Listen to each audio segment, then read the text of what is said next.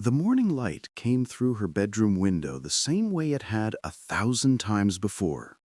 Soft, golden, innocent. But this morning was different. This morning, everything she thought she knew about her life was about to shatter into pieces so small she would never be able to put them back together again. She stood in front of the mirror, hands trembling as she fastened the pearl earrings her grandmother had given her. The same earrings her mother wore on her wedding day. The same earrings that now felt like tiny weights pulling her down into an ocean she couldn't escape. Her reflection stared back at her. Makeup perfect. Hair swept into an elegant updo. White dress hanging on the door behind her like a ghost waiting to possess her body. Today was supposed to be the happiest day of her life. But happiness was a memory now, a distant echo from a version of herself that died exactly 3 hours ago. It happened so quickly, so casually, the kind of moment that seems like nothing until it becomes everything. Her mother had arrived early to help her get ready, fussing over details, adjusting the veil, dabbing at tears that hadn't even fallen yet. She'd left her purse on the vanity, just for a moment, just long enough to step into the hallway to greet the photographer. And in that moment, she needed a compact mirror, something simple, something small.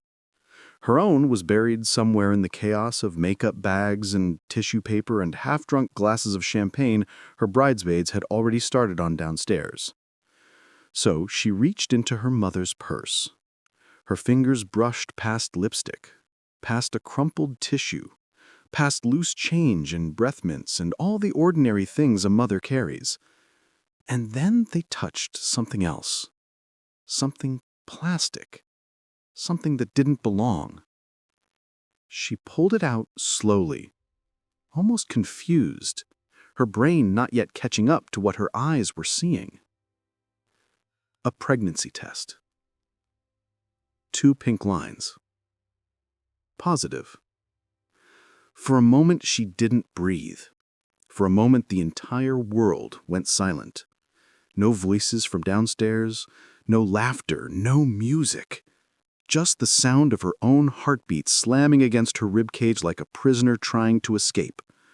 Her mother was pregnant. Her mother! 52 years old, long past the age of surprise pregnancies and baby showers and midnight cravings. Her mother who had spent the last 6 months helping her plan this wedding.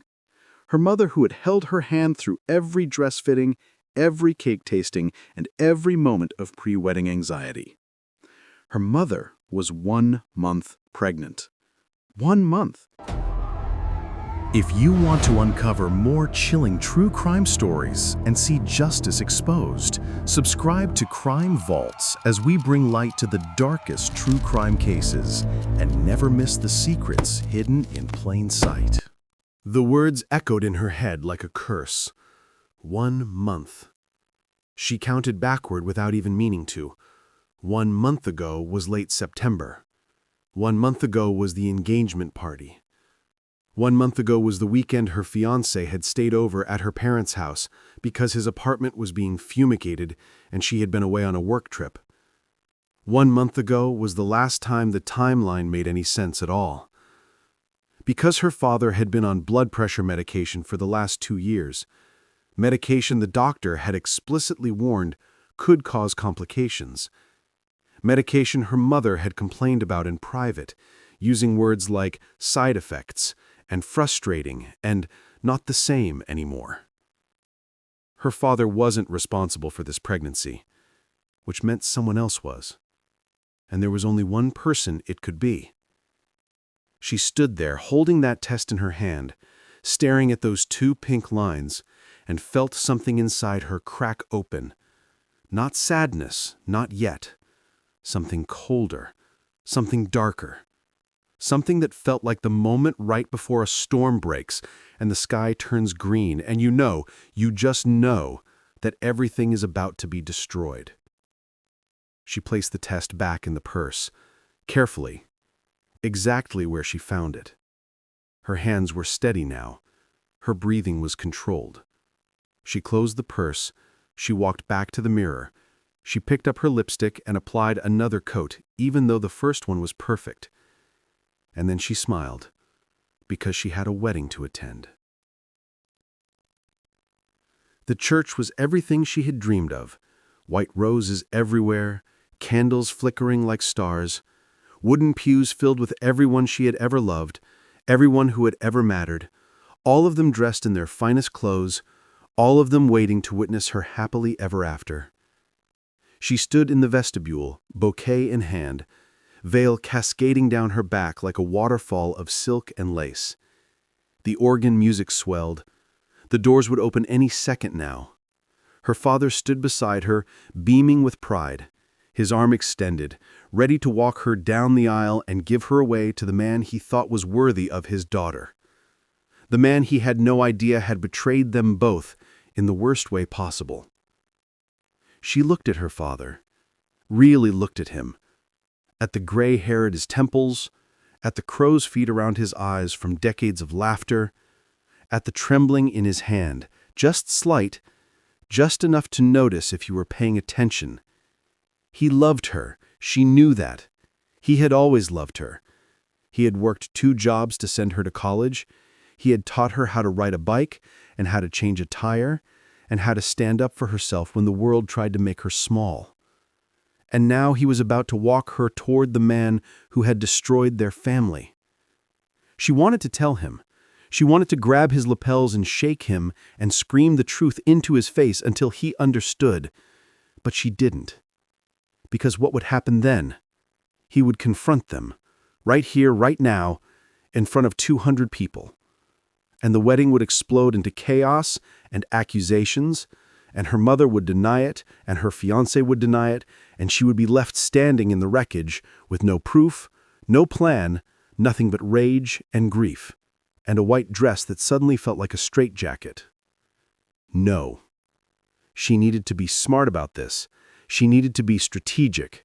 She needed to wait. The doors opened. Every head in the church turned toward her, every face lit up with joy, every camera flashed. The music crescendoed into that familiar melody, the one every girl dreams of walking to, the one that's supposed to make your heart soar. But hers felt like lead. She took her first step, then another. Her father's arm was warm against hers, solid, real, a reminder of everything she was about to lose. Because once the truth came out, nothing would ever be the same.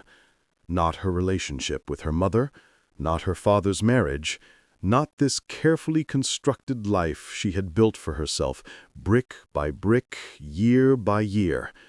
All of it would crumble. And as she walked, she saw her mother in the front row, sitting beside her father's empty seat, dabbing at her eyes with a tissue, her face glowing with what everyone assumed was maternal pride. But she knew better now. She knew what that glow really was. She knew what was growing inside her mother's body. She knew whose baby it was. Her mother caught her eye and smiled, and something inside her snapped. Not loudly, not violently, but completely. She kept walking, kept smiling, kept moving toward the altar where he stood. Her fiancé, the man she had dated for 3 years, the man who had proposed on a beach at sunset with a ring he'd saved for 6 months to buy. The man who remembered how she took her coffee and never forgot her birthday, and made her laugh until her stomach hurt. The man who had slept with her mother. He was handsome in his tuxedo, she had to admit that. Dark suit, a crisp white shirt, hair perfectly styled. He looked like a groom from a magazine, like someone's dream come true. And when he saw her walking toward him, his eyes filled with tears. Actual tears. He pressed his hand to his chest like his heart couldn't contain the emotion. What a performance. What a lie. She reached the altar. Her father kissed her cheek, whispered, "I love you, sweetheart," and placed her hand in her fiancé's. Their fingers intertwined. His palm was warm, familiar. She had held this hand 1,000 times, in movie theaters, across dinner tables, in hospital waiting rooms and on long road trips, and during every moment that mattered. And now she wanted to break every bone in it. The officiant began to speak, something about love, something about commitment, something about two souls becoming one. The words blurred together. She wasn't listening. She was thinking, calculating, planning. Because she had made a decision. This wedding would not happen. But it wouldn't end quietly either. The ceremony continued. Readings were read. Songs were sung. Her bridesmaids stood behind her in their lavender dresses, completely oblivious. His groomsmen shifted their weight, checked their phones discreetly, waited for their cue to hand over the rings. And then the officiant said the words everyone had been waiting for. "Unless someone here has reason why these two should not be joined in marriage, speak now or forever hold your peace." It was a formality. No one ever actually spoke. It was a relic from another era, a tradition that existed only to make audiences nervous in romantic comedies. In real life, this moment passed in silence, always. But not today. She opened her mouth, and then she closed it again. Because she realized something.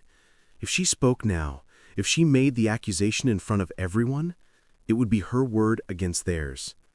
They would deny it. They would call her crazy. They would say she was having a breakdown, that wedding stress had gotten to her, that she was confused or mistaken or lying. And her mother still had the test in her purse, still had the evidence. If she caused a scene now, her mother would have time to destroy it, to flush it, to make it disappear. And then there would be nothing, no proof, no justice. Just her reputation in ruins and a family that would never forgive her for ruining the wedding. No. She needed the test. She needed her mother's purse. She needed undeniable proof that couldn't be explained away or dismissed or hidden. So, she stayed silent.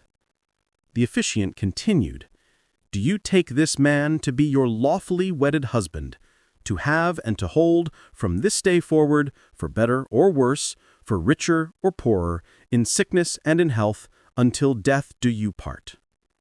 Every eye in the church was on her, waiting, expecting, assuming they knew what she would say. She looked at her fiancé, really looked at him, at the man she thought she knew, at the face she had kissed goodnight 1,000 times, at the person she had trusted with her future, her body, her heart. And she said, "I do." The church erupted in applause. Her fiancé's face broke into a smile so wide it looked like it might split his face in half. He squeezed her hand. The officiant turned to him. "And do you take this woman?"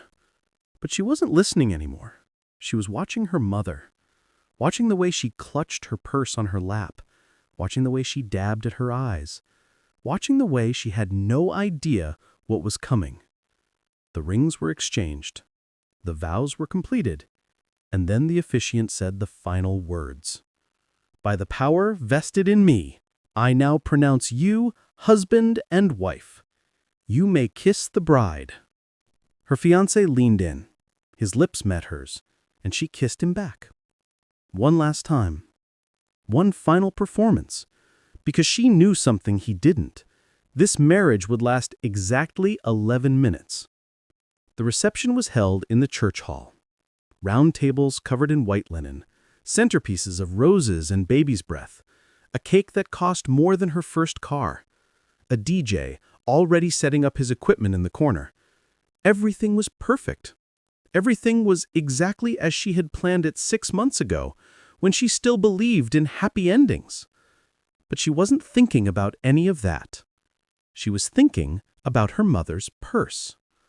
It was sitting on a chair at the family table, right next to where her mother was standing, greeting guests, accepting congratulations, glowing with that horrible secret pride.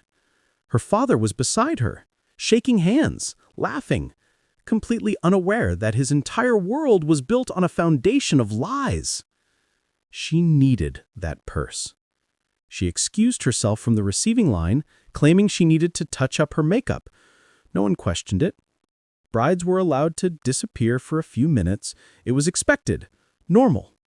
She walked toward the restroom, but at the last second, she veered left, toward the family table, toward the purse. Her heart was pounding now. Her hands were shaking. She reached for the purse, fingers closing around the strap, and then, "Sweetheart, are you okay?" Her mother's voice, right behind her. She froze, turned slowly.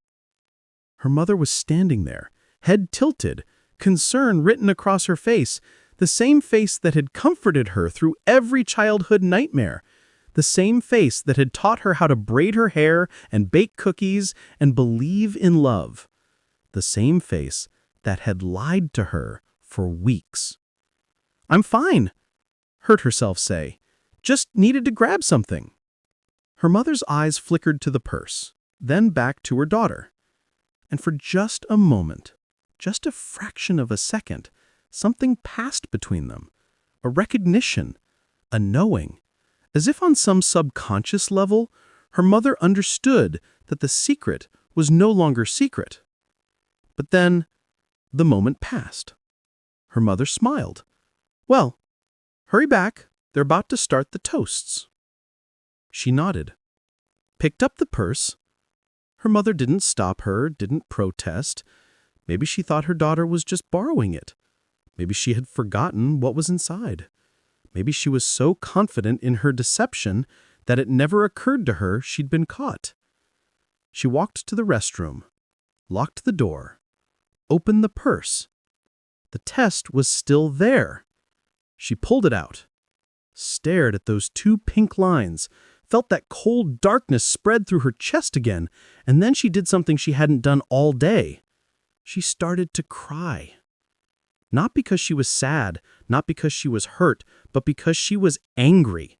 So angry she could barely breathe, so angry that she wanted to set the world on fire and watch it burn, so angry that she knew, with absolute certainty, that she was capable of something she never thought she'd be capable of. She was capable of destroying them both. She returned to the reception with the test hidden in a small clutch purse she'd grabbed from the bridal suite. Her makeup was fixed. Her smile was back in place. No one suspected a thing. The toasts began. Her maid of honor told embarrassing stories. His best man made jokes about ball and chain. Everyone laughed. Everyone drank. Everyone celebrated. And she waited. Dinner was served. Chicken or fish. She didn't eat. Couldn't eat. Her stomach was twisted into knots so tight she thought she might vomit right there at the head table. But she didn't. She sipped water. She smiled when people looked at her. She played the part of the happy bride. And then, finally, it was time for the father-daughter dance. The DJ announced it, the lights dimmed, a slow song began to play. Her father stood, extended his hand, and she took it.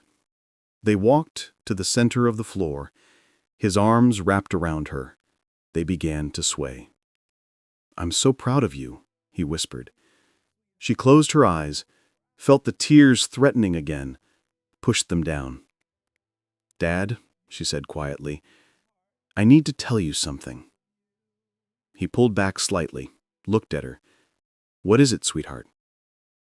She hesitated. This was it, the moment of no return. Once she said the words, everything would change. Her father would be destroyed. Her mother would be exposed. Her brand new husband would be revealed as a monster. The wedding would end. The family would shatter. And she would be left standing in the wreckage, wondering if revenge was worth the cost. But then she looked across the room, at her mother laughing with an aunt, at her husband drinking champagne with his friends, at the two people who had betrayed her in the worst possible way, who were standing in this room pretending to be good and decent and trustworthy. And she knew. It was worth it. "Mom is pregnant," she said. Her father's face went blank. "What?" "She's pregnant. 1 month. And it's not yours." The music kept playing. The other guests kept talking and laughing and eating cake, but her father had stopped moving, stopped breathing, stopped existing as the man he was 5 seconds ago. "That's not possible," he said, but his voice was hollow, because he knew, deep down, he knew. She reached into her clutch, pulled out the test, and held it where only he could see it. "I found this in her purse this morning."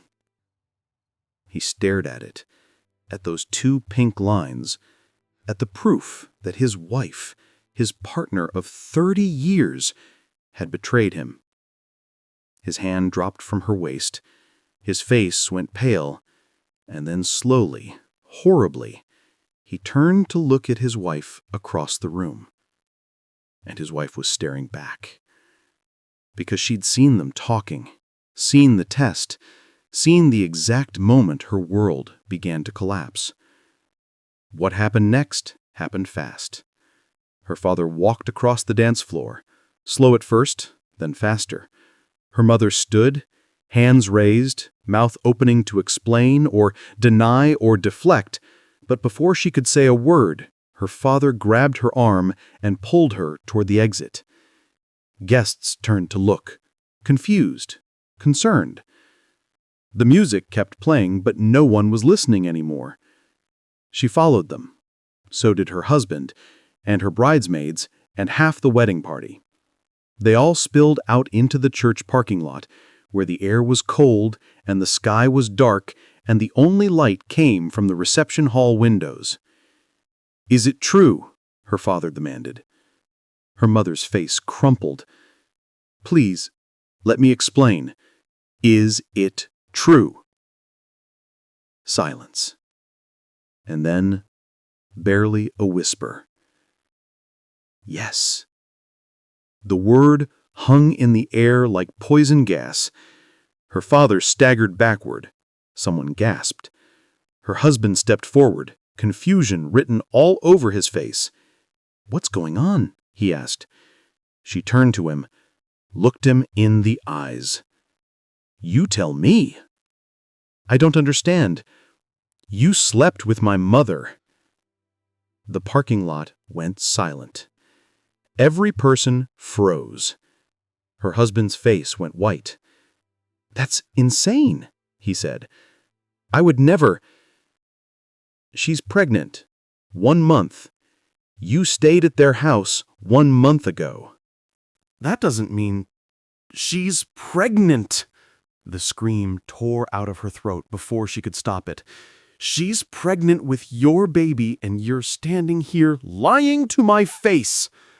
Her husband opened his mouth, closed it, opened it again, and then he did the worst thing possible. He looked at her mother. Just for a second, just long enough, a glance that said everything, a glance that confirmed it all. Her father saw it too, and something in him broke. He lunged, grabbed her husband by the throat, slammed him against a car. People screamed, tried to pull them apart, but her father was past reason now, past sanity. He was a man who had just lost everything, and he needed someone to bleed for it. "You son of a—" Her husband shoved him back, hard. Her father stumbled, fell, hit the pavement with a sickening crack. His head bounced once, twice, and then he went still. Too still. Someone screamed. Her mother dropped her knees beside him. Blood was pooling beneath his head. Dark, spreading. Too much blood. His eyes were open, but they weren't seeing anything. "Call 911, someone shouted. But she knew. She knew before the paramedics arrived, before they checked his pulse and shook their heads, before they covered him with a sheet and the police showed up, and the questions started, and the wedding turned into a crime scene. She knew her father was dead, and she knew it was her fault. They arrested her husband. Manslaughter, they said. Maybe murder, depending on the investigation. He was still in his tuxedo when they put him in handcuffs, still had cake frosting on his lapel from the reception that never finished. Her mother collapsed, had to be sedated, taken to the hospital. The pregnancy would complicate everything, the scandal, the trial, the rest of their lives. And she stood in that parking lot, still in her wedding dress, covered in her father's blood, and realized she had gotten exactly what she wanted. She had destroyed them, but the cost was higher than she ever imagined, because her father was gone, not just hurt, not just betrayed, gone, forever. And she was the one who had told him. She was the one who had pulled the pin on the grenade.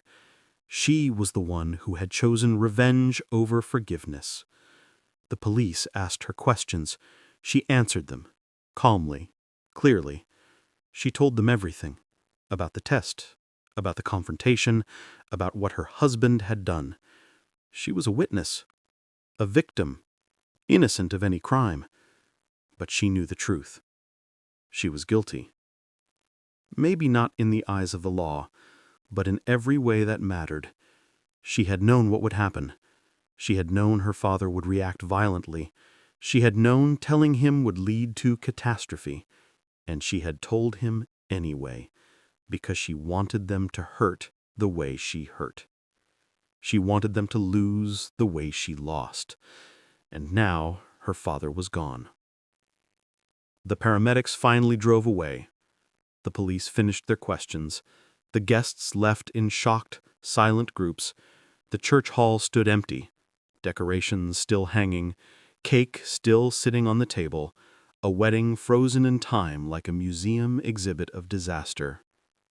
She stood alone in the parking lot as the sun began to rise, still in her dress, still holding her bouquet, still technically a bride, married for less than an hour to a man who would spend the next decade in prison. And she thought about the question that started it all. How does a wedding become a murder? The answer was simple. It becomes a murder the moment you choose revenge over forgiveness, the moment you decide that justice matters more than mercy, the moment you realize that some betrayals are so deep, so complete, that the only response is destruction.